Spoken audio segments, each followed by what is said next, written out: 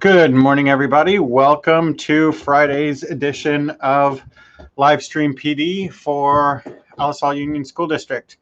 It's been a really long week for us. I'm sure it has been for you, but you continue to step up in so many really tremendous and amazing ways. And we will have another teacher guest on later in the morning to just sort of highlight the things that are being made in the LaSalle and being done. We have an update. So yesterday we talked about the Google video processing problem, or fiasco, as some of us have been referring to it.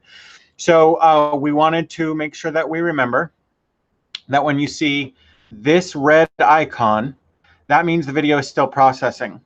When you see thumbnails, it means the video is ready. And when you start using Screencastify, it automatically creates a folder in your Google Drive, and that's where they live in your Google Drive. And before we send it out, you should always go check. I know there's that send to classroom, and it's a great feature, and I have really good news with a couple of just like double check things. So we tested it this morning, and a 2-minute video took about 2 minutes to process, and a 5-minute video took about 2.5 to 5 minutes to 3 minutes to process. So I think they've nailed it back down. However, if you have icons that still look like this red thing here, go ahead and click on them and see if they will play in Google Drive. If they will play in Google Drive, they're processed and ready to go. What I've noticed is that things that were stuck in the processing limbo, they're ready, but their icons don't necessarily show right now. I even refreshed my Google Drive and the icon didn't change until after I clicked on it and it played, and then it changed. So that's a good piece of news. All your Screencastify videos, any other video that you're recording and you're sharing out through Google Drive should be processed in a much more reasonable amount of time now. So good news there. Today, we're going to be talking about digital citizenship and common sense media. Just as a reminder, Monday will be live Q&A. We're going to ask you to please keep it to topics based around remote instruction. We really do apologize if we don't answer on the live stream and sometimes not in email some of the questions you ask. You are asking some really good questions that are very unique to this situation, and sometimes they need to go to HR or they need to go to other divisions and departments. And sometimes we're trying to process so many emails, we forget to tell you, hey, I forwarded that on to someone. And we are trying to do the best we can, but I feel like this will be a way for, you've been experimenting for a week and maybe we haven't talked about something that's your question, but you'll be able to write in and we will try to answer your EdTech remote instruction questions as best we can. Slower. I've been told to say slower, but I'm not teaching anything, so I can talk fast. Anyway, so next week, and it was George who just told me to slow down, which is ironic. Next week, we will be on Monday, Wednesday, and Friday. We know that we got a message from the superintendent's office that remote instruction will now start Wednesday. So can I still watch PD during the workday? Yes, it's professional development during the workday. It's okay. Remote instruction does not mean you're on a Meet live teaching lessons from 8 to 3. It doesn't work the way brick and mortar would. So expectations will be clarified. We will get very clear with you. Also, many people have asked, are parents being told? And I was informed this morning that Ms. Claudia Melendez, the public information officer, shout out to Claudia, who's also our district webmaster, is also going to be notifying parents that official instruction starts Wednesday, 3/25. There's nothing wrong with rolling that date out to families as far as I know, but you know how things are changing right now, so grain of salt. Okay, yesterday we highlighted our web page, and I want to take another brief tour and sort of highlight a couple of things that we've added to it. So for starters, under content areas, we've started to build in this fill in on the social studies page. Our plan now is to work with the other content area TOSAs to start filling in ELA, ELD, maybe some early childhood. Miss Kim Jorgensen, shout out to Kim, will be helping us with math, etc. So there's some virtual field trips, and there's not necessarily lesson plans here. It's just really cool stuff for kids who might be stuck indoors. So really quick, the Google Arts and Culture page has put together this amazing thing on our national parks, and I think it would be great social studies lessons, but there are I think there are genre writing opportunities in here. So if you click Start Exploring, there's some narration in the intro. You can turn on captions. I'm going to go ahead and skip the intro and get you here. When you pick something, you can take a tour of the national park. Very cool visual graphics. I think very engaging for our kids. Really leveraging what technology can do. I just keep talking during. This is an intro too, and then once you get here, there's an immersive tour, and it's really just quite a cool site, and we wanted to share that with you. So additionally, we wanted to highlight the page for familias. We will be putting next week, we will be building tutorials for parents and potentially for kids who are here in the first time. I did kind of, this is new for our families as it is for us. I'm sure we are all seeing the videos going around right now about parents sort of like, my favorite one, I think I might have mentioned it yesterday, was, mom saying, how can I get this kid transferred out of my class when it's mom at home trying to do homeschool? There's a really funny one of an Israeli mom just losing her mind on YouTube. But some of these, the idea that school closure isn't a vacation, to have kids organize their time, keep kids on a calendar, on a schedule, probably a good idea. And resources are being added on every page every day. Montebella has, shout out to Montebella. I just banged my finger on my desk. We will be linking to their website as well. And some of you have sent some things in, and those will be featured on the Made in Alisal page of this website. And yep, so again, you can find it using this bit.ly, or if you navigate from the district webpage to educational services, you know what, I can just show you. So let's go to the district home page. Then under divisions, you click educational services. Then you go over here to educational technology. And then right at the top is the remote instruction resources page.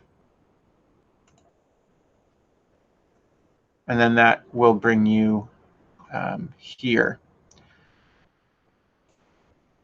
Under free stuff, there are lots. We added a live spreadsheet that's being updated with websites and companies who are making their subscriptions free.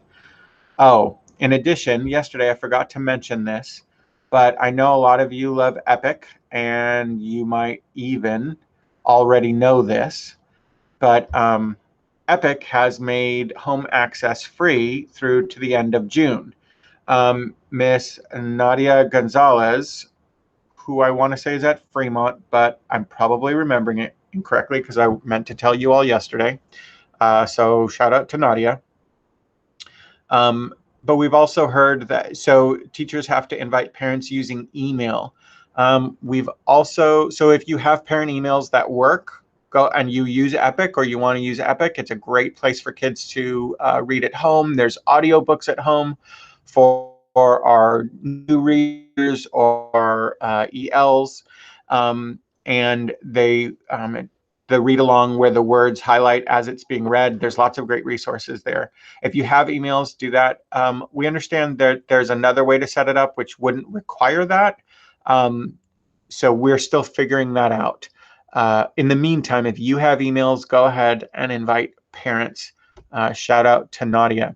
Another thing we are going to be linking from this web page is something that Google put out a few months ago, actually about 6 months ago, called the Chromebook App Hub. And I think this is a great resource, especially the longer we go, because there's lots of lesson ideas in here. So they call them Idea Sparks. And there's lots of stuff on here and in the filters. So we're going to take a quick tour in the filters. So for example, I really like how it's broken out into ideas as opposed to, rote lesson plans. So let's say we're working on literacy and our subject is English language arts. And because I'm zoomed in, you might not be able to see, but each time I click on it, the selection changes. And then I'm going to say age range, let's say 8 to 10 years old. These aren't grades, these are age ranges.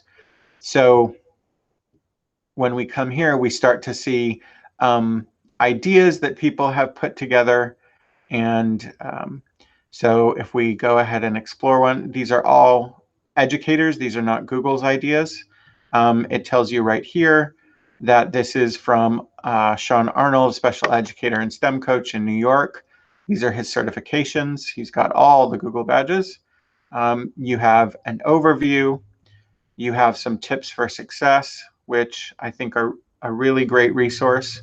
Then there's this part where they have differentiation ideas for EL students, and then we have some special accommodation for some of our SPED kids.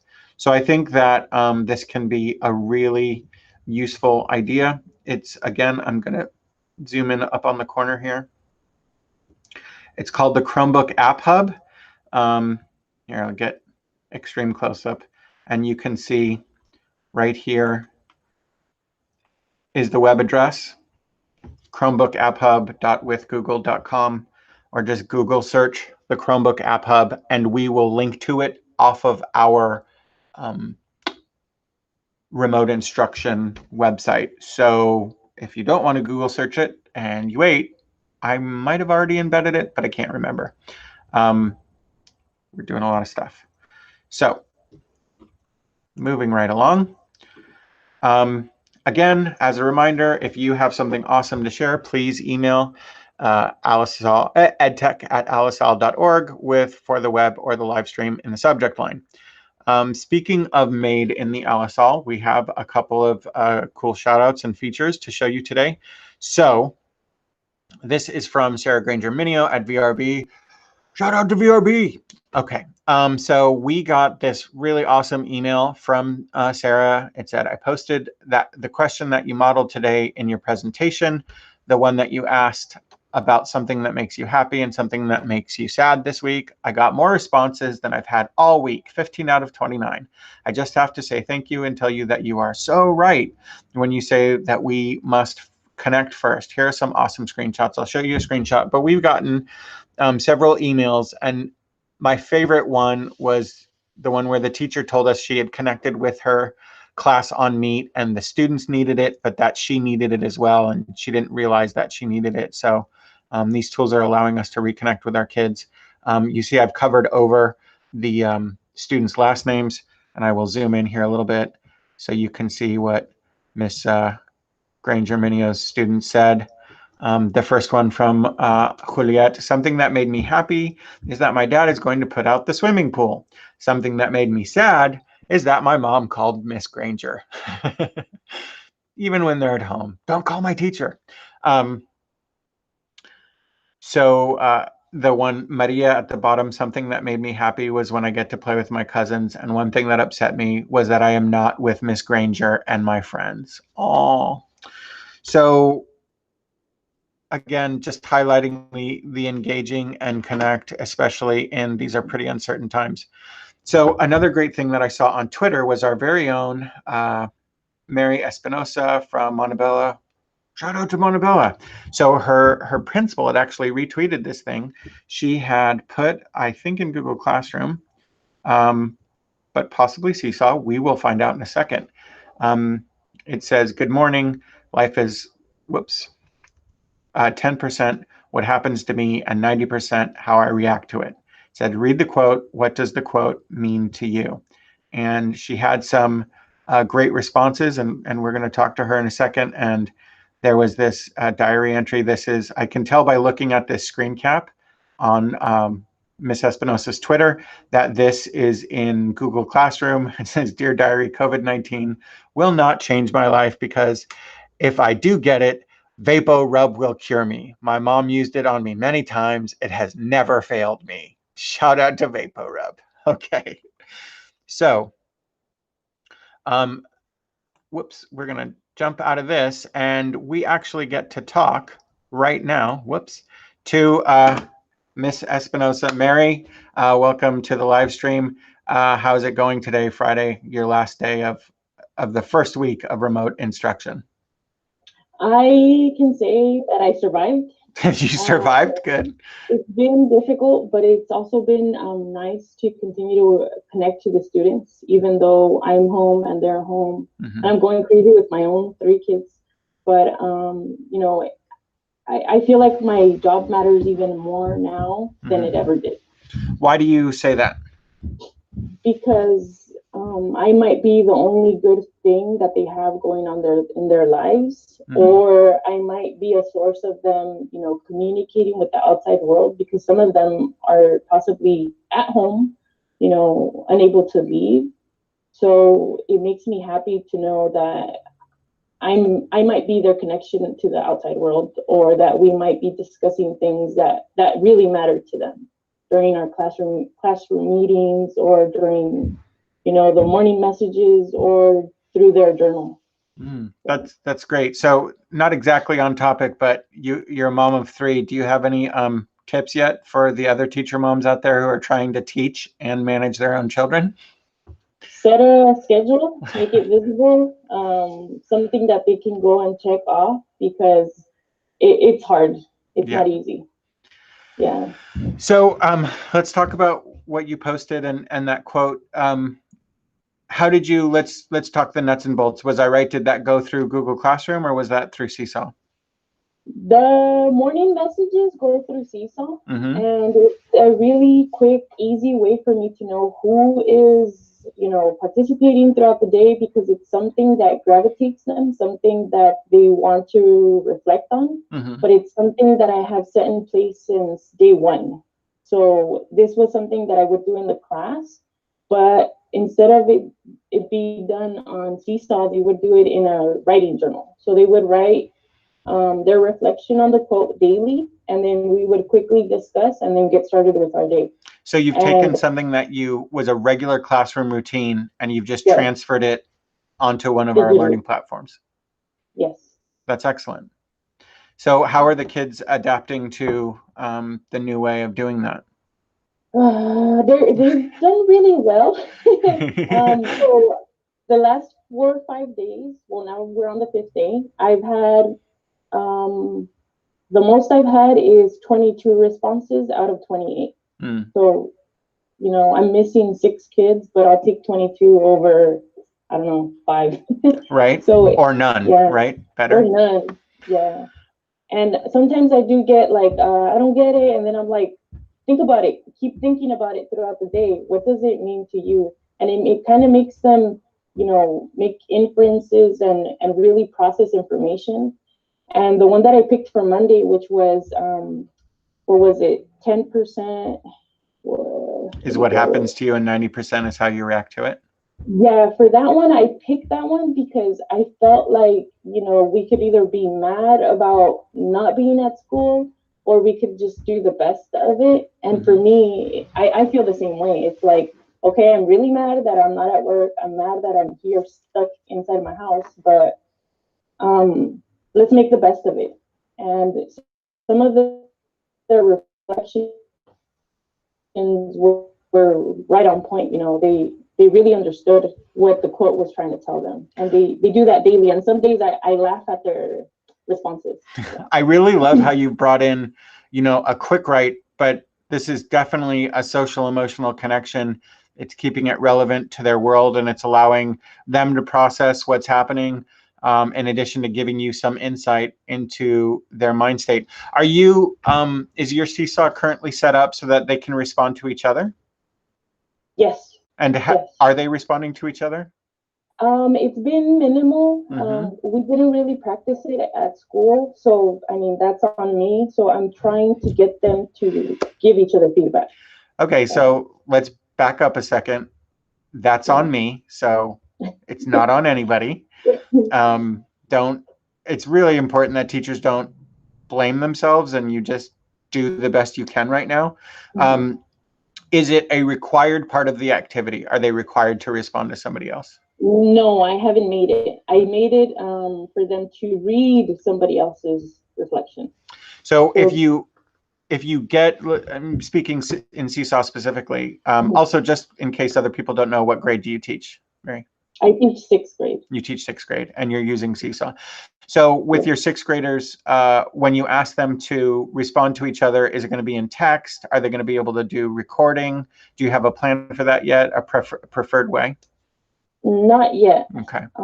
Because I am having them use other platforms. So like they'll use Flipgrid to discuss chapters of books that we're reading. We might be talking about Flipgrid next week, so you might be on the show again next week to talk about Flipgrid. So you are using multiple platforms. That other screenshot that you did with the Dear Diary, was I right? Was that a right guess? Was that Google Docs and Classroom? That was Google Docs, yeah. It looks like it's like a single doc that they keep adding to. Is that right? Yes. How does that help you? How does that help them in terms of staying instead of doing a new page each time, just continuing to add on the diary, like just add the new date, add a new response? How do you think that helps you and helps them in terms of staying organized? It keeps the workflow manageable, not continuing to add. So I really like that they just have one place where they can continue to add.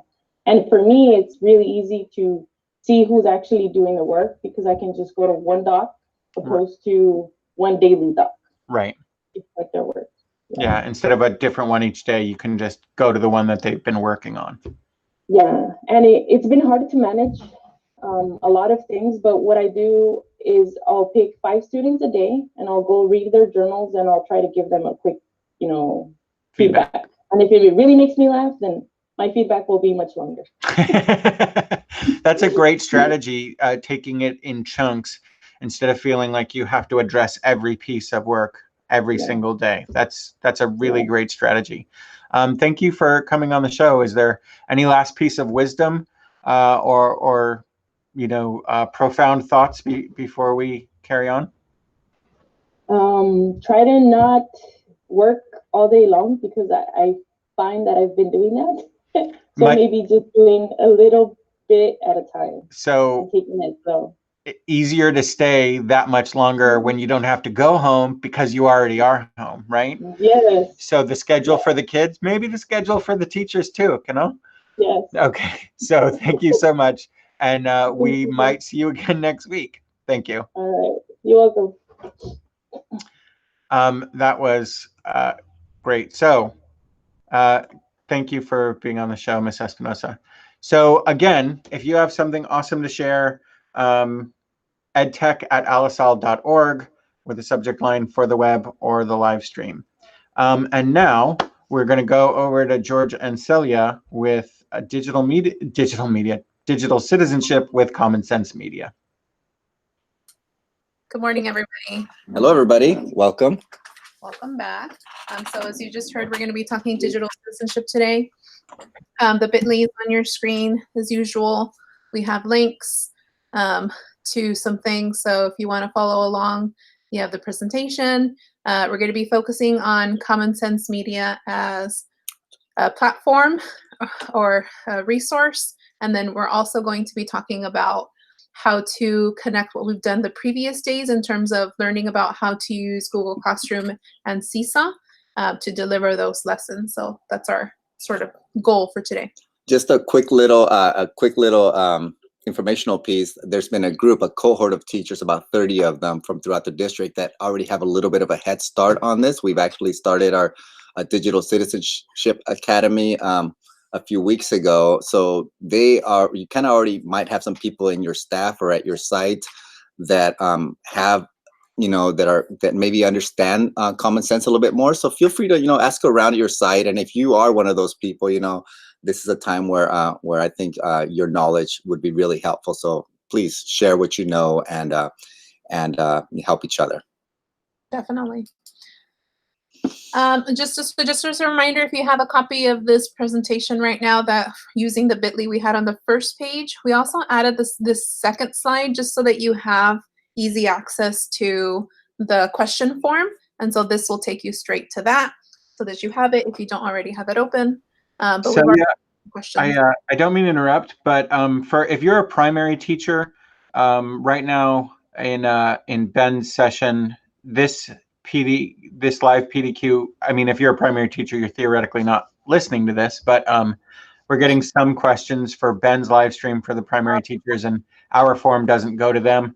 Just an FYI, if you're still watching, please double check your email for the links to Ben's question form and Ben's live stream.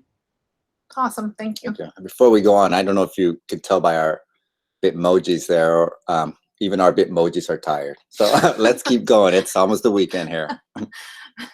So here are our outcomes for today. We're going to start with why digital citizenship, what it is. We're going to introduce you to Common Sense Media. We're going to look at some standards, a curriculum, the resources that go along with Common Sense Media. We're going to take some time to do a live tour, similar to how we've done it before with other tools. We'll show you what it looks like, how to maneuver, just to make sure that everybody feels comfortable with it. And then the last piece is going to be how to deliver these lessons. So once you get access to the actual lessons, we're going to give you some, again, just ideas and suggestions on how you can deliver these lessons to your students. So starting with the why, and thinking about, okay, well, why is digital citizenship important in general? We can think of digital citizenship as part of the SEL for the 21st century. We just had yesterday's PD focusing on making connections with students and families and addressing SEL needs. We've used this quote over here on the left-hand side to kind of get you started thinking about what this means in terms of the digital world, which says our kids are growing up on a digital playground and no one is on recess duty. And so the same way that we teach students in and out of the classroom, we also have to teach them about how to maneuver the world digitally. But really, at the end of the day, we're really just teaching them how to be citizens, good citizens, on and off the computer, in and out of the classroom. And so we're really just talking about why being a good citizen is important. I wanted to share I think it was an example that Ben Cogswell came up with a few years ago when we were doing the Digital Citizenship Academies. And it was something to the effect that, sorry, Ben, if I get it wrong, but something to the effect that we teach our students, how to cross streets. We teach them, how to be safe, yet we give them a device without giving them that guidance. And that's like dropping them off in the middle of New York City and saying, here you go wherever you want. Think about what they would be exposed to, the dangers that are out there. And there's positive things out there too, but just be aware that this should be something that should be part of all of our responsibility, just like what we would do with our children as we're teaching them to cross the street. Yeah, for sure. So Common Sense Media uses these 6 elements, which I think of kind of as categories. They group their lessons into these 6 elements of digital citizenship. They're fairly self-explanatory. They'll use these icons when describing the 6 elements. Just a quick note that I know that George mentioned that there's a cohort of teachers who were in the Digital Citizenship Academy. So including them, which we had a previous cohort, or if anybody has experience using this curriculum from the past, you may notice that there used to be 8 elements and now there are 6. And so the lessons have been completely updated, and these elements have changed. They've been slightly modernized to include things that are more relevant nowadays. For example, there's always a big topic debate about finding balance with multimedia and devices and screen time. And so Common Sense Media has updated their curriculum to reflect that kind of those topics like media balance, well-being, or thinking about maybe over here on the left, cyberbullying, drama, and hate speech, which are definitely relevant topics nowadays. So if you're familiar with them, with a curriculum from before, just know that the elements have changed down to these 6 elements. I know that we started just over half an hour ago, and so we don't anticipate our part to be very long today, and so we figure we're going to take our break right here before we really delve into what the lessons look like and how to get them and where to find all the resources. So we're actually going to go into a break right now for 10 minutes. So we will see you shortly.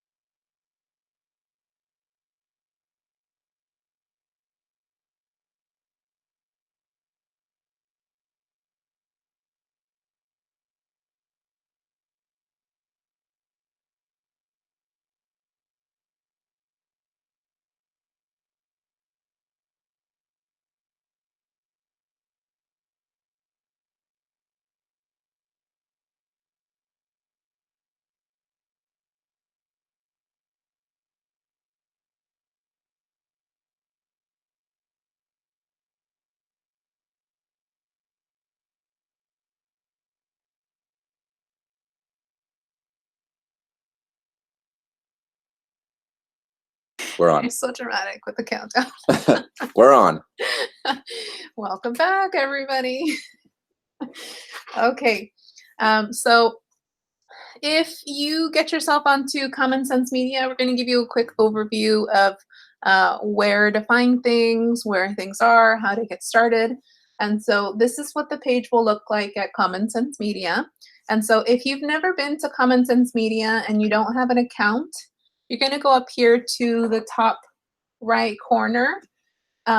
There's either a login or a sign me up. If you've never been to Common Sense Media, you're going to have to sign up. If you already have an account, you can go ahead and log in. For both the sign up and the login, you can use your LSL Google account. And so you're going to get a pop-up like this, either asking you to sign up or log in. If you're just signing up right now, you will probably get a couple of like small demographic questions. And so nothing that's considered private information, maybe like a zip code to like link you to a school maybe. But other than that, use your LSL Google account to sign up for access. If you already have access and you have an account, go ahead and use your Google account to log in. Over on the left-hand side, we also want to point out that Common Sense Media is a nonprofit organization that serves a lot of different stakeholders. And so if you log on to Common Sense Media as a teacher, then over here on the left are the 3 categories that they use. And so you would probably be clicking over here under for educators.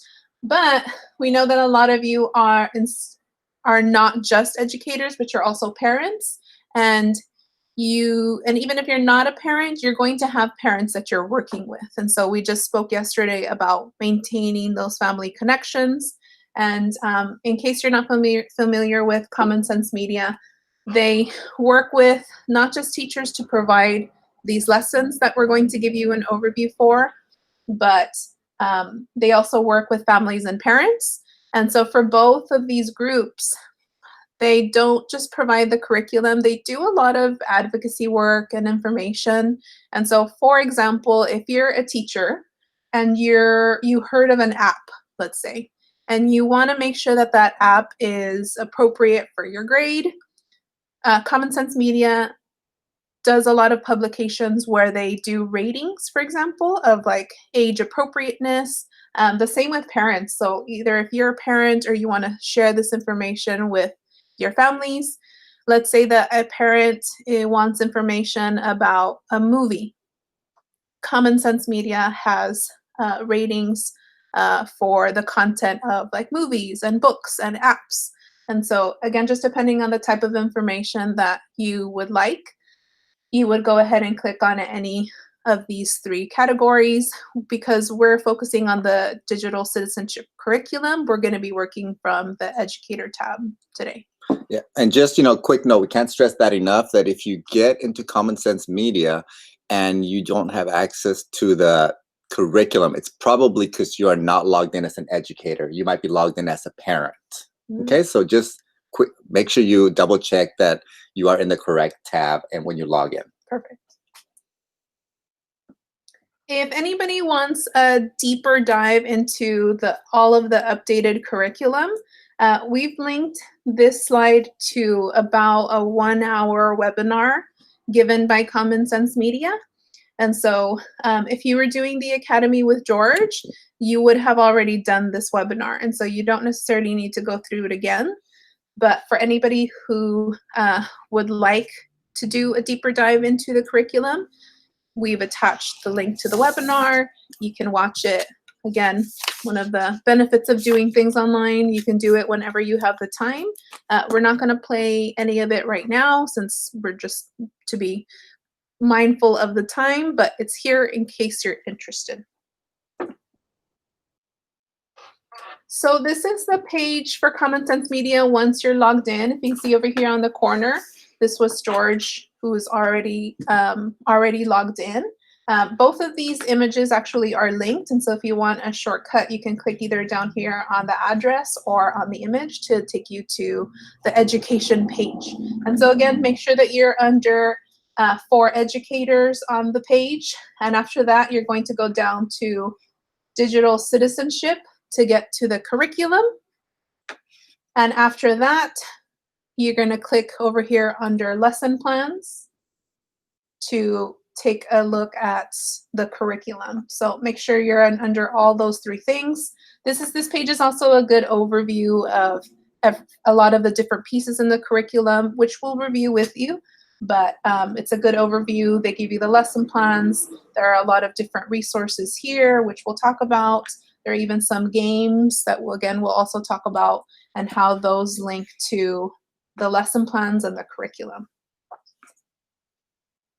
Once you're inside of the curriculum, you're going to get different options. And so if you filter by grade down here where we have this red box, you're going to get these options. You can pick one grade or you can click several. Just to let you know that the curriculum is written specific by grade.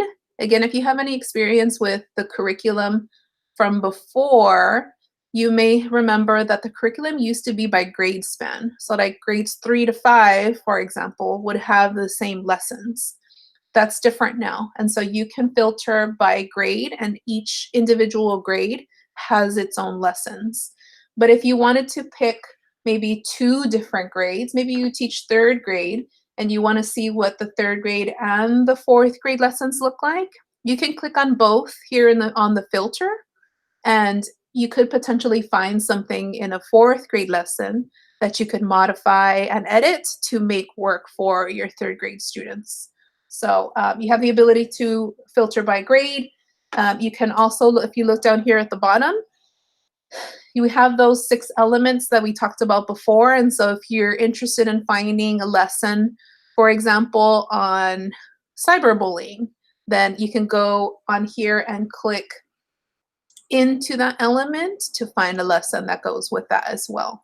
And I just want to point out this quick little graphic on the page that shows you the main components of the lesson. There are lesson slides, there are videos that are embedded, there are resources already made for you that go with lessons, and there are bilingual materials for both the parents and for the curriculum.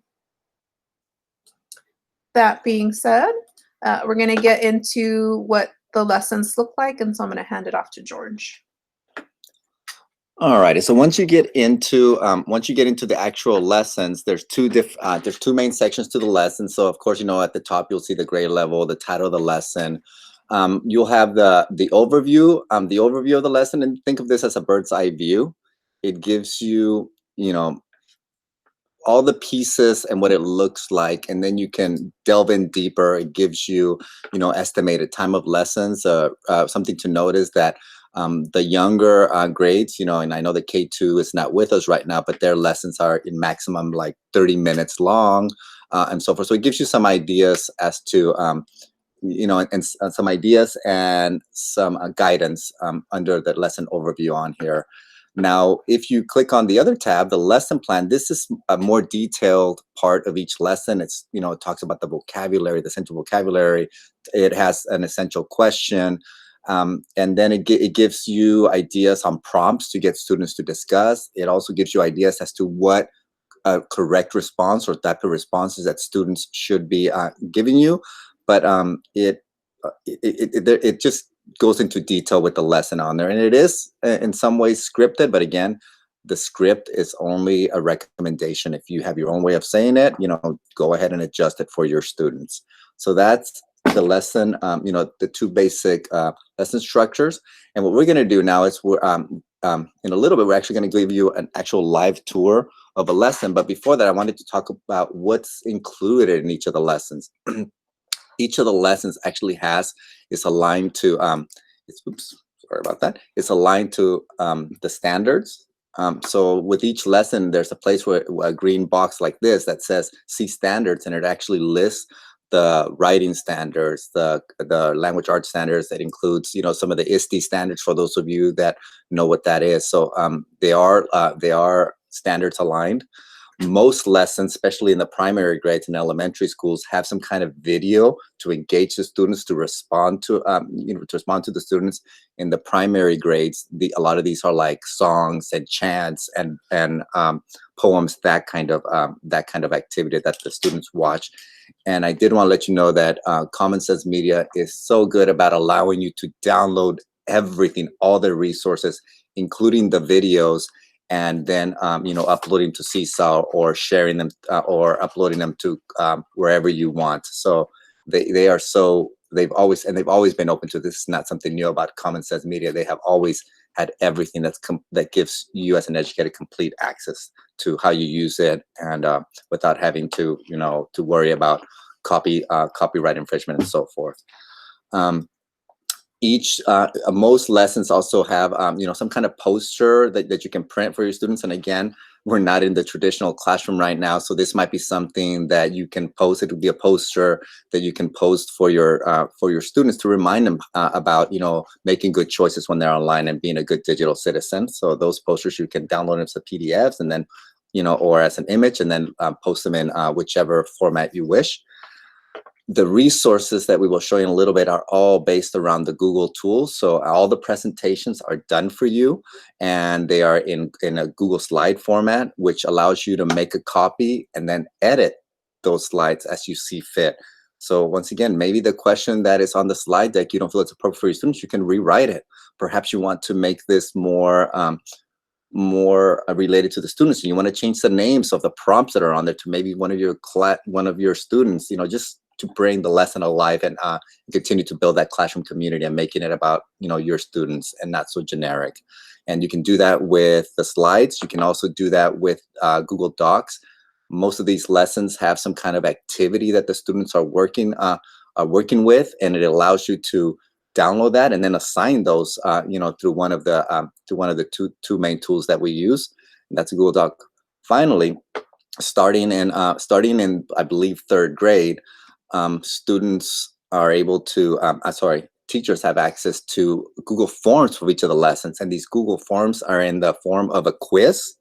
And what makes that really, really cool is that you can take that quiz, assign it in, say, Google Classroom, and it's automatically graded. So it assigns points and it automatically grades the right and wrong answers. Usually the quizzes are not very long. They're usually like 3 questions. So they're not very long quizzes. They're really quick activities just to reinforce the material and to get you an idea of how our students are progressing on the lesson.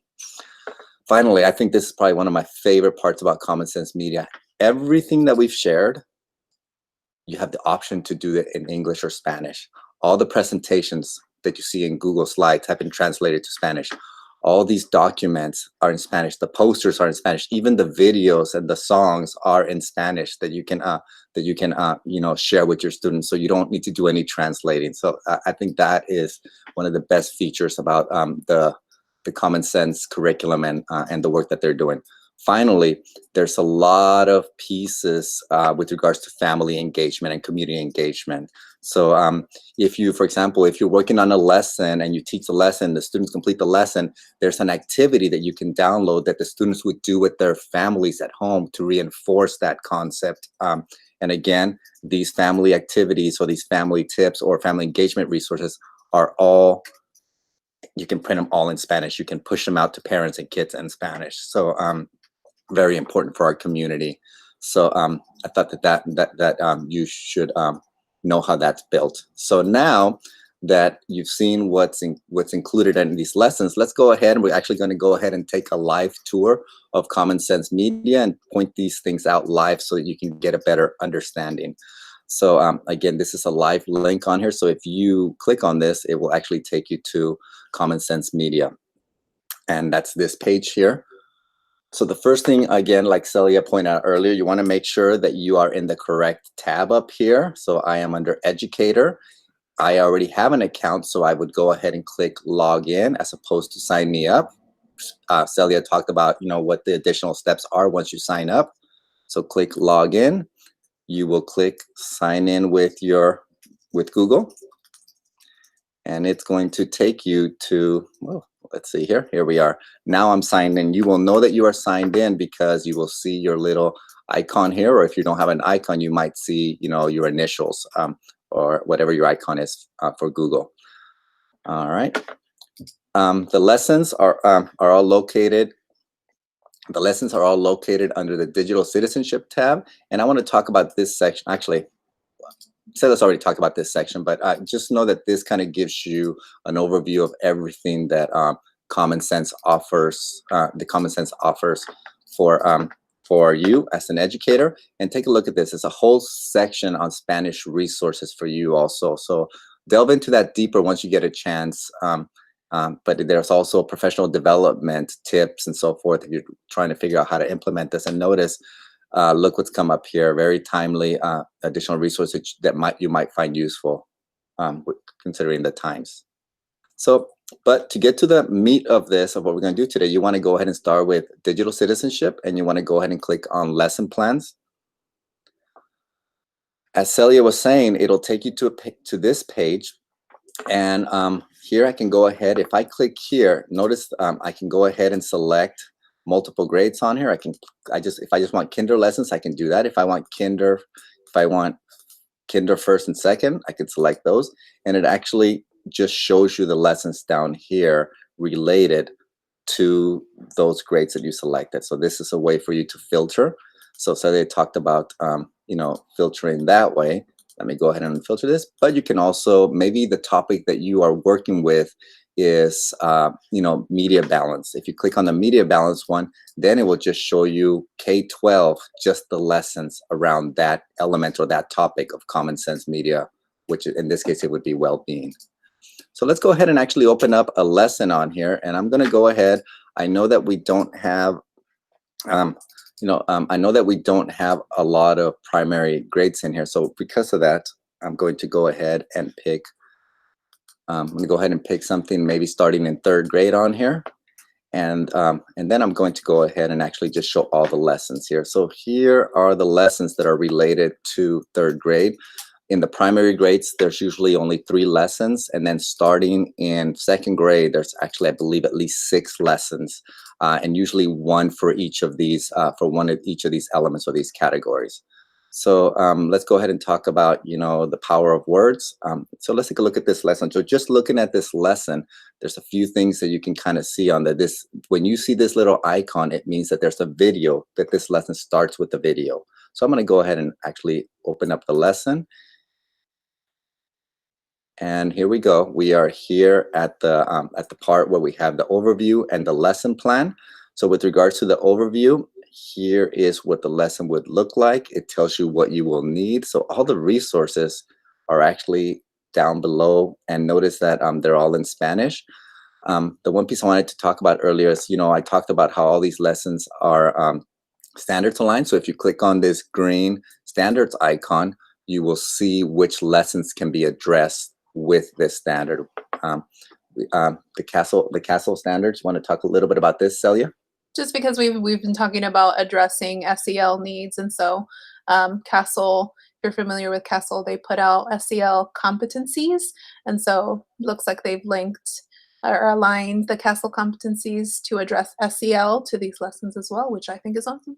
Thank you, Celia, for chiming in on that. I was not going to cover that, so that was on the fly there. So again, the overview here, and you can go and actually go ahead and take a look at all these individual pieces. And one piece I wanted to show you was I talked about earlier. So if you click on this video here and you click watch, and we're not actually going to go ahead and watch it here. I'm going to go ahead and pause it when it starts. Let's say you have this video and you would like to share this video through Google Classroom or Seesaw. If you click on the more right here, and I don't know if you've started to recognize this symbol, but this is in a lot of online resources, this is the share symbol.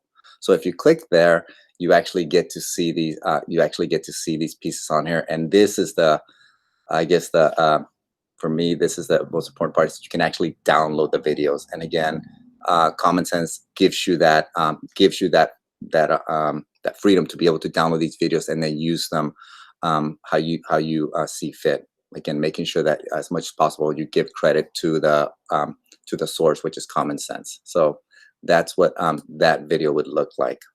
So let's go ahead and go into the actual lesson plan here. And the lesson plan actually breaks down, you can actually, it starts compressed on here, and you could actually go ahead and go into more detail by pressing these green arrows. And if you notice on here, it kind of tells you, it guides you where to go, and it also kind of references the slides. Like I shared with you, each lesson comes with a set of slides. So let's take a look, and they're all over here. So actually all the resources that come with this lesson on here. So if you wanted to go ahead and see the lesson slide, you would click on that, and when you click on it, notice what you see on here. You can see English or Spanish. You can choose the language here, and once you open that up, the slides will load, and notice that it's in Spanish. The resource is in Spanish here. And the thing about this is that, remember, if you want to make any changes, what you can do is on the top right, you click File, and you click Make a Copy, and copy the entire presentation. Now you have a copy for yourself. This slide presentation you can edit as you see fit. You don't need to, worry that it's changing somebody else. So this will be your own presentation that you can edit. So very, very, very cool resource. Again, that these were all prepared for you in advance. And like I was like we were saying earlier, these have some of these have videos embedded in them that you can watch with your students. So that's where you would get the slides. Again, here, the videos on here. There's most lessons, in fact, I think all lessons that I have seen have some kind of handout, some kind of work that the students would do. And I'm going to go ahead and click on that so you can actually see what that looks like. This time we'll go ahead and click English. And as I was saying here, what it'll do, it'll open up a Google Doc. So this is a Google Doc that you can go ahead and edit and change. But before you do that, you will want to go ahead and, just like with slides, you want to click File. And then you want to go ahead and make a copy. And then you make a copy for yourself. You make a copy for yourself on here. I don't know why it's not coming up on there. But you make that's why we don't get the choice, because this is a Google Doc as opposed to a slide. So he just makes a copy. And then that would be think of it that as your black line master that you would assign through one of our two tools. Family activity. So let's go ahead and show you what the family activity. Remember, the topic of this lesson is the power of words, and the essential question would be, what would you do when what would you do when someone else uses mean or hurtful language on the internet? So that's what the student should be able to answer by the time they're done. Let me go ahead and show you. So there's an activity piece on here. That's a lesson quiz, which we'll take a look at. Actually, let's go ahead and take a look at the lesson quiz here, and notice that there's the answer key here also. So again, Spanish and English. You can go ahead and make a copy. Now this, when you pick the quizzes, I wanted to show this specifically because for a Google form, the process is a little bit different. This is what's called the forced copy. They're forcing you to make a copy here. And when you open this up, it takes a little bit of time because it's actually, forms work different. But this is what the form looks like. And I'm going to go ahead and show you what it actually looks like for students. So when a student would take a quiz, this is what it would look like. Let's take a look on here. Oops. At the top, they enter their name. And like I said with you, all the quizzes that I have seen just have 3 questions. Most of the questions are either multiple choice, or multiple, check boxes, because maybe the answers are more than one. And the last one would be, some kind of open response on here. They have on here. Now notice that since these are quizzes, they are all assigned a point. So, a lot of these, especially the multiple choice and the open and the check boxes, are automatically graded. So that is what the quiz would look like. And you can go ahead and push out quizzes definitely through Google Classroom. Let's go back here. So let's go back to the family activity page. So you've done the lesson, the students have done their portion. So maybe you want to encourage, some kind of family activity or something that families can do, again, Spanish or in English here. I'm going to go ahead and open up English just because I'm a little bit more comfortable with that. And maybe I should be practicing my Spanish so I can become more comfortable with that piece. So this would be the activity for that you would send out to parents. Now, one of the things that you could do is now imagine creating some kind of screencast where you are giving the directions out loud so that the parents and the students can actually hear you talking about what they're going to do, what the purpose of that is. You know, this would be the activity that you could send so that the students could do some of these reinforcement at home with their family members. So that is an family engagement piece. And let's see here, was there anything that I wanted to add, Celia? Can I interrupt because we have a question coming in from Mr. Rains? He was wondering if you could repeat where to find videos in the lessons, and he's also wondering if all the lessons have videos. Okay, so good question there, Mr. Rains. Not all the lessons have videos. In the primary grade, especially K2, I would say 90% of them. But let's go ahead and take a look at that because that is something that so I'm going to go ahead and start with back at the beginning on here. Go to Digital Citizenship and go to lessons. So I want to go ahead and show you for, I believe, Mr. Rains is second or third grade. Third grade. So let's go ahead and go to third grade. So Mr. Rains, here we are. You can see when you see this icon on here, it means that this lesson has a video in it. So Rings of Responsibility has a video. It has a video. But Password Power Up does not. Yeah. So here's another one. Power of Words has a video, but our Digital Citizenship Pledge does not. Gotcha. So I hope that answered your question. Sorry, what was the second part of that? If all lessons have videos. Okay, I think we answered both of those. Thank you, Mr. Rains, for your questions, and hopefully that was helpful to you. So let's go back. It was third grade, right? So, and the one that we had was Power of Words earlier. So back to this lesson here. Let's see here into the lesson plan. Well, one piece I wanted to let you know, if you want to download for yourself, I know that some of us, you know, need to see it in print. We need to see it in front of us so we can write on it perhaps, you know, just, you know, we work differently. So if you wanted to print this whole lesson plan as a PDF, that is an option for you too. And you can get that from here and, you know, and then you can go ahead and print it and annotate it to help you as you're planning on delivering the lesson. So, so there are the pieces on there. You know, like I said, these are most lessons are designed in this way with a warm up, some kind of engagement, you know, some activity that reinforces that, and then crossing the line is usually, in this case, it's the wrap up. A lot of times this includes the assessment, which you could take a look on here. You know, it includes the assessment, the lesson quiz in this case, or the family or family activity or tips around the topic. Earlier, we talked about how there are those games, passport games. Good. So maybe you can show us where those are in case maybe after a lesson or a few lessons, if we want to reinforce the topics, we can ask students to do this via gamified platform. Yeah, thank you. So a lot of the times the games, I think, are meant to reinforce the lessons. So I think, you know, but we are in different times. So I think you should use them as you feel is the best way to do them. But I've seen most of the time they're recommended as reinforcements. So what you want to do is from the Digital Citizenship tab, then you get this whole section that pops in, and here are the games. You know, Digital Passport it's meant for 3rd to 5th graders, and then Digital Compass is meant for usually middle school. So as you can see there. So let's go ahead. When you go into Digital Passport, there's activities that you can do on here. So here is the website to to play this game on here. And notice, look at this piece on here. Ooh. You can share with one of our tools, right? So you can actually go ahead and share a particular game. So here's the game. So this is one of the games, Password Protect, Talkers, and it actually gives you an idea what a topic or theme or what did we call it? Element, Common Sense Media is addressing on it, so that you know which of these games you might want to assign to them. And again, this is all about security and passwords and about who you share with. So again, these are the games on here, and they're actually pretty cool. I've tried them on, and the kids seem to enjoy them. So I hope that was. Is that kind of what you had in mind, Celia? I know we said just so people have an idea where to find them, in case they wanted to assign them. It was good to point out that Google button. All right. Any other questions? Because I think, the best thing I think for you to do now that you've gotten like a general overview of what the curriculum looks like is to really, just go in there and you just kind of explore it. And again, it's another learning.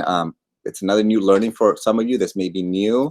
And like we said, hopefully the beginning, the first couple slides that we share with you really got you to really think about why it's important that we move forward with these with these lessons, try to embed these lessons as much as possible. I'm going to go ahead and pass it on to Celia, and she's going to share probably a really important question that some of you have. So now that we've gotten a sense of the overview for Common Sense Media, you've got all these resources. George mentioned the Google Slides and the Google Docs, and there are games now, and there are all these things. So then how do you deliver instruction, and how do you get all these resources and materials to your students? Please tell me, Celia, how? Well, I would hope we all know by now, but in case you have forgotten, using our two main tools that we've been reviewing this entire week. It's been a whole week already. Is that how long it's been? Oh my goodness. So regardless of whether you choose to deliver these lessons through Google Classroom or Seesaw, the steps may be slightly different as we've been showing you, but either one of these works. And so we're going to do a quick overview of what that would look like if you go the Google Classroom way or the Seesaw way. So let's say that you picked your own adventure and you want to use all these lessons and deliver them through Google Classroom. So here are the components that George has walked us through. And so if you were in a lesson, you would have the Google Slides from the lesson. You would also have Google Documents for each of the worksheets or each of the parts, the student activities. Just a side note that these are linked. So if you would like any of these, you can click on all these. And then for 3rd to 6th grade, as again we've mentioned, there's a self-grading quiz. Yeah. So for the primary grades K2, the assessment piece is usually a section that they called Pause and Think. And a lot of times it requires them to draw something, to be creative, and then to respond, usually in writing. Usually in kinder, it's usually not much writing is required, if any, but some drawing about what they learned. And as Celia was saying, in the upper grades, that assessment piece becomes a Google form. Perfect.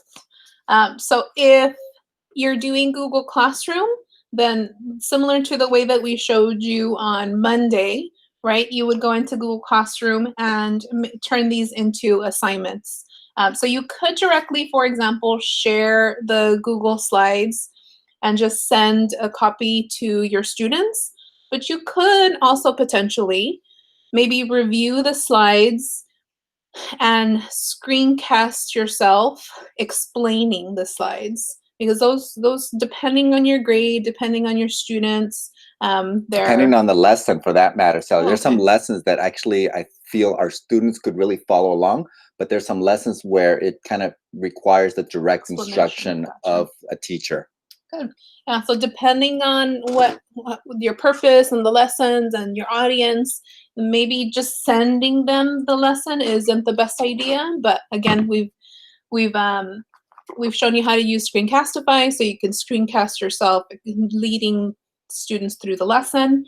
Then you would create assignments for each of these pieces of work, and students would do the work on the Google Doc, submit their responses on Google Classroom, and then Google Classroom, remember, will help you track who has turned it in, who hasn't, right? So all these things we've been talking about. And then you can also send them a copy of or the link to the Google form, so then they can fill it out. It'll connect their name, and then you'll have all of the responses in one place, either in the form or hopefully you know that Google form responses can also be exported into a Google Sheet. And so you have all those neatly packaged in one. If you're going the Google Classroom way, that's what it would look like. If, however, you're choosing to go the Seesaw route, it probably will take a little bit more adjustment. And so you could still, for example, take these slides that we've been talking about and send them to students through Seesaw. You would just upload the slides and post them. That works.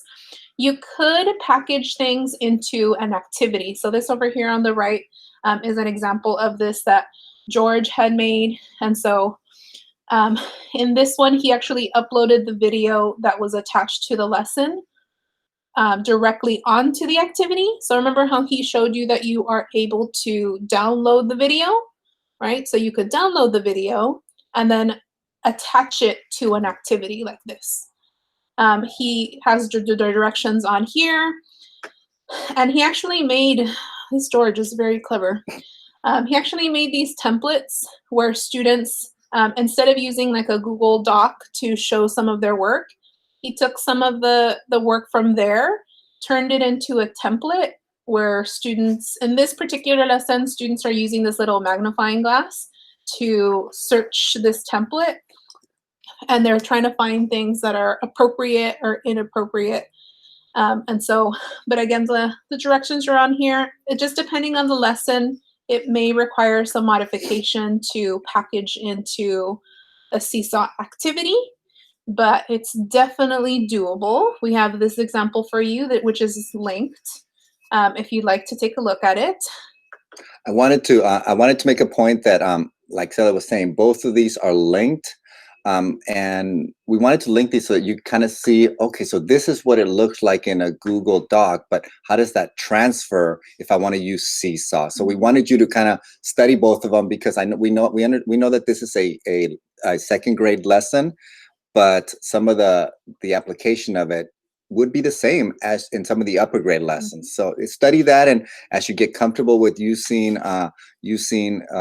activities in Seesaw, you could go ahead and convert your lessons from Google Docs into a Seesaw activity. And I know that most of the K2 teachers may be over at Ben's broadcast, but I'm going to call attention to this little corner down here. So if you are a K2 teacher, or if you work with K2 teachers, aka all of you, I want to call attention to this because George is now your best friend. George has taken it upon himself to recreate the K2 lessons into Seesaw activities. So that is completely done for you, thanks to George. Not quite. So that you know, this project was in preparation for our K2 Cantu conference, which we'll see what happens with that. And I was kind of preparing a session for that, so I kind of got started on these lessons. And Celia said that they're all ready. They're actually, K2 is done. I haven't translated first and second grade to Spanish yet, so I'll kind of work on that. Still, but they are all in English, and I'll work on the next couple of grade levels, the Spanish versions of the activities, hopefully when I get some free time. But the rest of them are on there. You will also see in that folder, I believe, or if you search my name, I did create, I think, because I went into a fourth grade class and did a lesson. And then what I did is I actually turned that lesson, I had to modify it into 2 separate activities. But if you search under my name and Digital Citizenship, if you're a fourth grade teacher, you would see that lesson again if you want to get a good idea of what it could look like in Seesaw if you want to use that instead of Google Classroom. So right. Yeah. And again, that was the goal for us here, like to show you that what can be done on Google Classroom can also be done on Seesaw. And both platforms have advantages and disadvantages, and some things are easier in one than another. That's to be expected. So we're just trying to help you to see the transfer and to see the different tools. Hopefully this has been helpful. That being said. So we do have a couple of questions that have come in, Celia. So maybe what they want to know is, maybe since I already have Common Sense Media up, one of the questions is going back to, and I know we might be going still a little bit too fast. Second time that and maybe this question is a little bit delayed, is how can I get access to the games? So let's go ahead and show you one more time how to do that. So George is gonna start sharing his screen. Yes. Oops. Thank you for reminding me, because I was going there without sharing my screen. So let me go ahead and get this going here. Sorry, I apologize here. Just trying to take a look. All right, present my entire screen. There we go. Thank you, Celia. Gotta watch out for each other here. So as I was saying, again, one more time, those of you that are looking for the games that support digital citizenship from educators, you go into digital citizenship, and then over here on the right-hand side, you will see our student games on here. You click on, probably most of us, it's the digital passport that they use. When you click on that, it will open up another window for you, and then here are the games. So this would be one of the games on here. Password Protect. Here's another one. Twackers, Share Jumper, and so forth. And again, they each have a description as to what topics or themes or elements are covered here. Okay, and again, remember, you can share this straight through Google Classroom. The other thing that you can do that I have done is I have actually opened up the game, and once the game starts, I can actually go ahead and copy the link from here, copy, and then paste it into Seesaw. So, that way the students can just click in Seesaw on a link, use the link post in Seesaw, and you can post it that way. Okay, I hope that was clear this time, and that you know how to get there. What was the other? You had another question? There's one more, unless any more come out. But there's one, because I think maybe we mentioned that maybe teachers can screencast themselves giving the lessons. The question is, do I screencast live or record my teaching? If I screencast live, can my students talk to me and ask questions? Yeah, so Screencast does not have a live feature. Everything is pre-recorded. So I hope that, Paul, answers your question. We were thinking about when you, so unless you break up your lesson delivery over a couple of, where you stop and maybe ask questions, the students really don't have an opportunity to really interact with you live. But you could. I would like to add on to what you're saying. And I suspect this is what Celia was about to say. So you can record a screencast, and we should be pretty clear about the words we're using. Screencastify is recorded. It's one way. It's watching a video. We have teachers already meeting with groups of kids on Google Meet, and that would be a live lesson that you could teach. Just like we are recording the live stream, we are using Google Meet to live stream, and we are using Google Meet to record it. So I think if that was from Mr. Salmon, hi, Paul, then what you could do is start a Google Meet and record the lesson, and kids who are watching it live could ask questions either through the chat feature or by talking. And then you could record it and post it, and kids who missed the live lesson could watch later. I mean, you can shut out.